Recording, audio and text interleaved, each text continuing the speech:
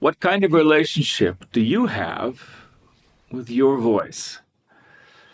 Now, this is a question that almost no one asks and don't obviously then know the answer to. But it's a question I'd like to talk about. And if you stay and listen, hopefully by the end of this video, you'll have a lot deeper understanding of what that relationship is, what it means, and through your own vocal sound, how you can improve that relationship. So, when you think about your voice, if you were, for example, to try to describe your voice, how would you describe it? Now, my experience is that most people have a very negative view of their voice. And if you say, well, what is about your voice, or what is it you don't like about your voice, for example, what are the strengths of your voice or the weaknesses, I can tell you almost immediately they have a long list of what they do not like about their voice, what they cannot do, what's not so good. Okay, and this is already shows something right there that they have basically a negative view of their voice. Now, maybe if you're a professional singer or someone who's had a lot of experience, you have a very different answer, that you like your voice so that you can tell all the things that you do well. Most people, though, don't. Now, one of the funny things about this is if you start taking all those judgments that you may have about your own voice, well, let's see, it's too hard. Well, it's too scratchy. Well, it's too soft. Well, it's too penetrating. Well, I don't have a good ear. It doesn't hold the pitch very well. Well, it's a little bit too rough or it's too scratchy or what all these things are. Um, we often find that the judgments, the adjectives that are used to describe our own voices are very often the very same adjectives, the very same judgments that we have about ourselves. And this is something that has fascinated me, and not just me. A lot of vocal people have noticed this over the years, this connection between how I judge my voice and how I judge myself. So, how do we deal with this? I would say the first off, and that's the classical answer, and I think it's also one of the best answers we can ever find, and that is learning to not judge us, certainly to not judge ourselves so harshly is the first step. To judge ourselves less, to judge ourselves less harshly. These are big steps. Most of us don't feel that way. We have a lot of judgments against ourselves. There's often a very deep lack of self-love in us as human beings. Maybe it's a lot easier to love another person than it is to love myself. Maybe you know that in yourself. And when we start talking about this relationship between me and my voice, sometimes this lack of self-love becomes very specific. And you can really see in what ways we are very unloving then with ourselves. And very often, for example, because all these judgments are there, because we don't know how to deal with that and because we don't want to deal with it, it is uncomfortable. What do? Well, we try to ignore certain things. We don't want to know about certain things. That's that typical sort of denial thing. Or we're acknowledging it that, yes, there's something there, but I don't want to look at it. And it's too much for me. I just, I'll bring my attention somewhere else. And we find that this sort of strategy on a psychological level is often a strategy we see on a vocal level. For example, how many people in your life sing? Not many. If we look at indigenous cultures around the world, we saw that singing, not just singing, creative acts, dancing, telling of dreams, telling of stories. These were also normal, everyday communal activities. Everyone was participating in these kinds of things. And there was that mix of something that was very, very worldly, but also very creative, and something that was very, very let's say, earthy was something that was very mystical. And this sort of integration was normal in most of these cultures. If someone at that point did not sing, well, what's wrong with you? Why are you sick? And today it's just the other way around. If someone actually starts to sing in an everyday kind of situation, the first thing they look, huh? What's wrong with you? What, you're singing? What's wrong with you? And singing for us in modern life, certainly in Western culture, has been reduced and relegated basically to a performance, something that happens on stage, something that happens in a special framework, certainly not something that happens in an everyday situation, certainly something that's not even slightly integrated with you or your daily life.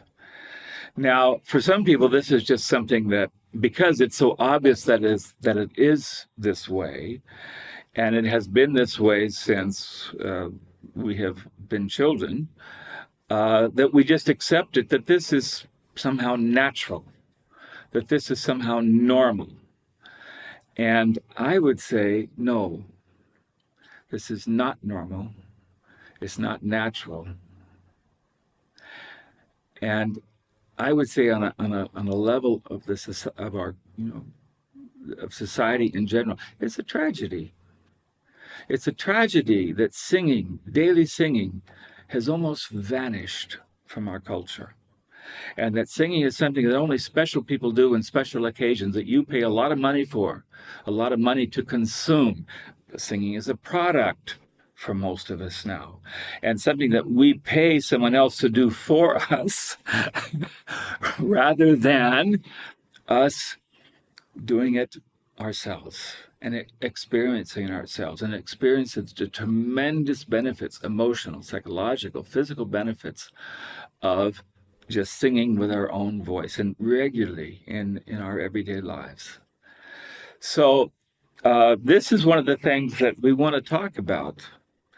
I offer courses. I've offered courses for years, and I call them True Voice. It's a True Voice process for help to help people learn to get in touch with their voice again, because most of us are not.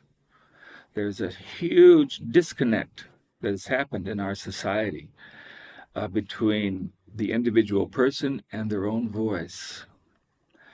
And as I say, it is kind of a tragedy. You could also say there's something very unhealthy about it. It has something almost sick about it.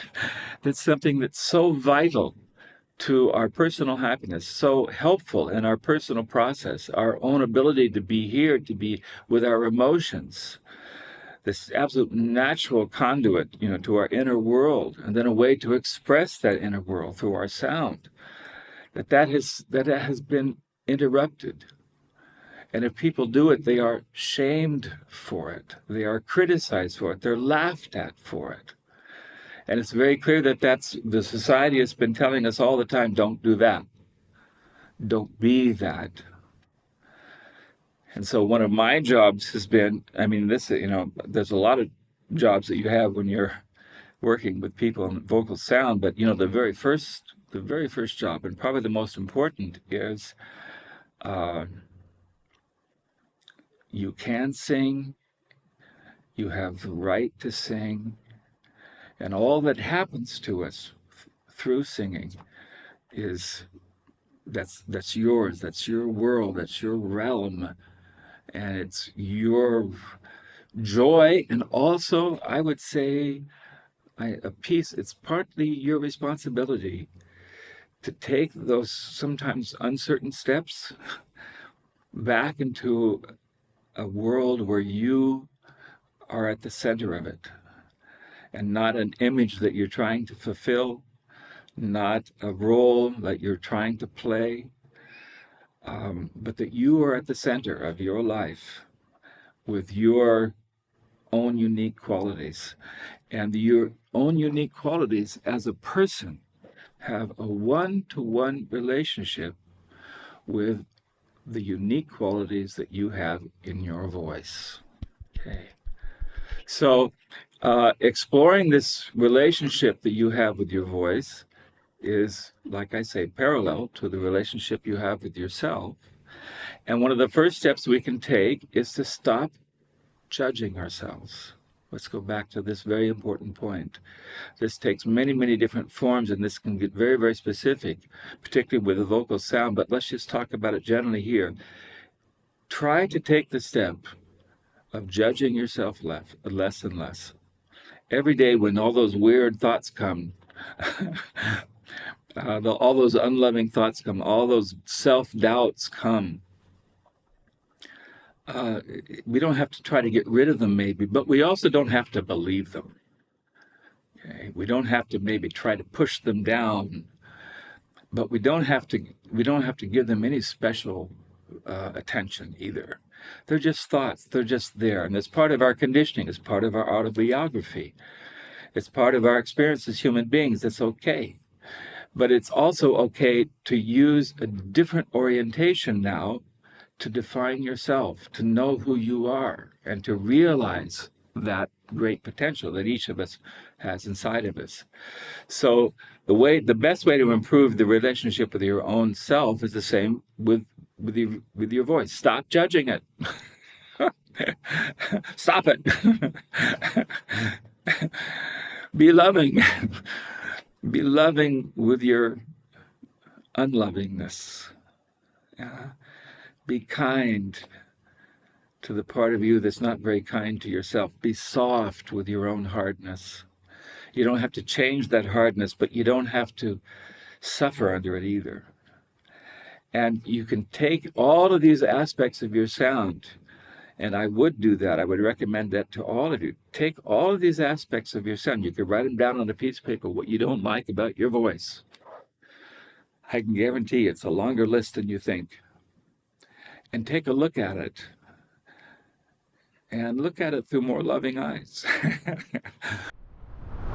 So here's a thought. If you would like a little support, a little accompaniment along your way, along your journey with your own voice, don't forget to like and subscribe first, because we do like to support a lot of people on their journey.